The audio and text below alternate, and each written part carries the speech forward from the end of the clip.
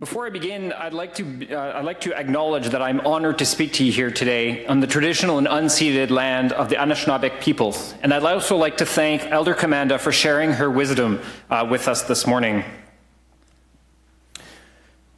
Depuis 1999, je travaille au sein du ministère des Affaires autochtones et du Nord-Canada, un ministère qui a changé de nom beaucoup trop de fois, comme historien en chef du ministère.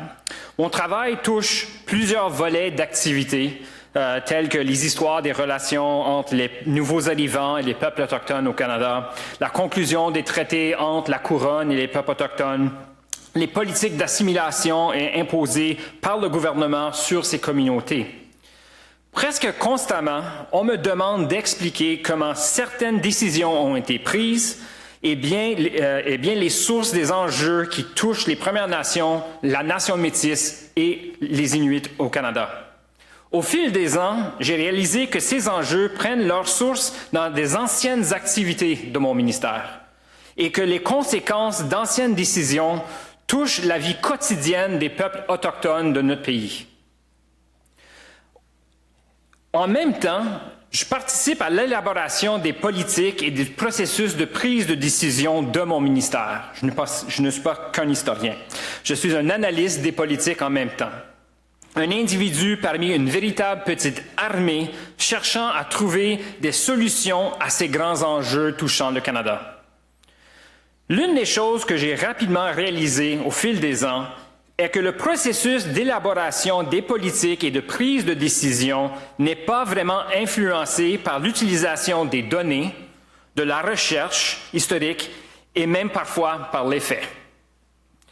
Quand ça vient à la recherche historique, le processus ignore presque complètement la pensée et la perspective historique.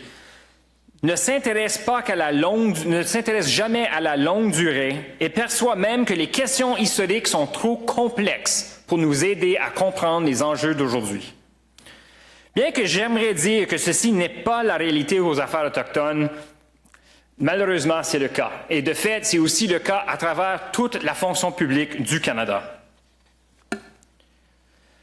Bien que l'histoire n'est pas très présente dans le processus de prise des décisions, elle est là tout de même dans de nombreuses facettes des activités gouvernementales. Par exemple, le réseau des musées nationaux, tels que celle-ci, dont nous sommes aujourd'hui, les lieux historiques gérés par Parc Canada sont fondés sur des approches et des perspectives d'interprétation et de pensée historique. En même temps, plusieurs activités fédérales cherchent à créer une discussion sur les éléments les plus importants de l'identité canadienne qui sont fondés sur des perspectives historiques.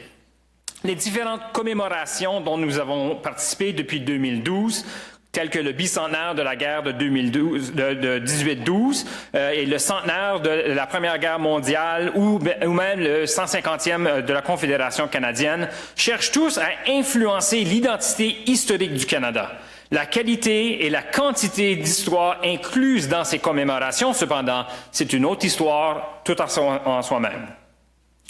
Nous ne devons pas oublier que certaines parties du gouvernement s'occupent aussi de créer les récits officiels de certaines activités, telles que les opérations militaires et les opérations diplomatiques du Canada. L'histoire est aussi bien présente dans les réparations des injustices historiques commises par le gouvernement fédéral, comme démontré par les excuses offertes aux pensionnats indiens et le processus de réconciliation, sans oublier les réparations des Canadiens d'origine japonaise et chinoise et la communauté noire d'Afriqueville à Halifax. OK. Alors, pour répondre à ces activités, il y a des unités et des directions éparpillées à travers les ministères et les agences de la fonction publique du Canada qui travaillent à des questions d'histoire. Par exemple, la direction de l'histoire et du patrimoine de la Défense nationale et la section des affaires historiques des affaires mondiales sont chargées d'étudier et rédiger les histoires officielles des actions militaires et des relations diplomatiques du Canada. Comme nous le savons tous sûrement, Parc Canada est aussi responsable à la gestion de l'interprétation des lieux historiques nationaux, tels que le canal Rideau ici à Ottawa, la forteresse de Louisbourg au Cap-Breton et le Homestead Motherwell en Saskatchewan. D'autres unités, telles que le mien aux affaires autochtones et la GRC, s'occupent des questions internes à la demande d'informations historiques des activités de nos organisations. Bien sûr, il ne faut pas oublier le lieu de mémoire du Canada, les archives nationales et les musées qui conservent et présentent notre histoire au grand public. Mais quand ça vient au processus d'élaborer des politiques par les analystes et la prise de décision par les hauts fonctionnaires et les ministres, ces bureaux ne jouent qu'un rôle minime dans les activités fédérales. De fait, ces historiens, tous ayant une formation approfondie dans la pensée critique, avec multiples années d'expérience au sein du gouvernement, n'ont que rarement l'occasion de se pencher sur les grands enjeux politiques. Ces historiens sont exclus de ce processus pour une simple raison. L'histoire n'est pas comprise comme un élément pertinent au processus de prise de décision. I must admit that I've never really understood why my colleagues and others aren't using historical research in their daily business in creating policies in the federal government, especially as I've been led to believe by my university professors, which apparently Jan Grabowski is here. we only realized this morning that I was one of his former students. We were led to believe that the important skills I was cultivating in my history program, such as critical thinking, sophisticated analysis, and problem solving, were important in any job, especially those in the public service. In 2015, I decided to try and get a better understanding of what was happening. So I created an extremely informal survey that I sent to a few hundred directors, policy analysts, and public servants throughout the Canadian Federal Public Service in an attempt to understand their understanding of the usefulness of history in their work. The results were actually quite striking. While the vast majority stated that they believe that history should play a greater role in decision-making, very few were ready or willing to use it themselves. My little mini-survey, which I repeat, was not a scientific survey in any kind of way, as my partner keeps telling me, pointed out 4 general conclusions as to why history is very absent from the activities of the federal government. The first one is that generally most analysts are unsure how best to use results of research, no matter their source. Another one, a second point, is if they did use research, they almost exclusively use quantitative research findings over qualitative research. Basically, because numbers are more effective at selling analysis than analysis itself. Thirdly, more linked to our conversation today, they also saw that the findings of historical research as being less relevant to the activities of government from those of the more scientific fields, such as the STEM fields. Finally, the respondents told me that the historical research was really only useful for setting the context of issues and little else, partially because they felt that historical research was biased. Personally, I think that this point of bias has largely to do with the fact that they fail to understand the rigors of the historical research method and historical thinking in and of itself, or an idea that historical research thinking and approaches is less rigorous than something such as statistics, economics, or the other social sciences.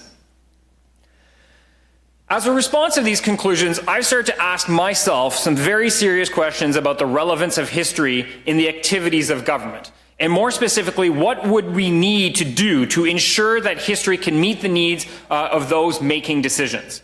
While we in this room and in the rest of the historical community inherently see how history is relevant to making more informed decisions based on historical evidence, those who aren't part of our circle, to use the air quotes, to use that terms, are in a different case all in of themselves. It isn't enough for us to sit here in this room and tell politicians and public servants that history matters. It's not enough. We need to tell them why it matters, and more importantly, how using historical thinking and historical research methods can lead to better and more informed decisions. The burden is on us, not on them. Part of this means that we have to speak their language. We have to speak government talk and work with them to build arguments and analysis. It can't be us sitting back telling them what the results are. All of this comes into three specific ways that I think we can use historical thinking and methodologies to help this process.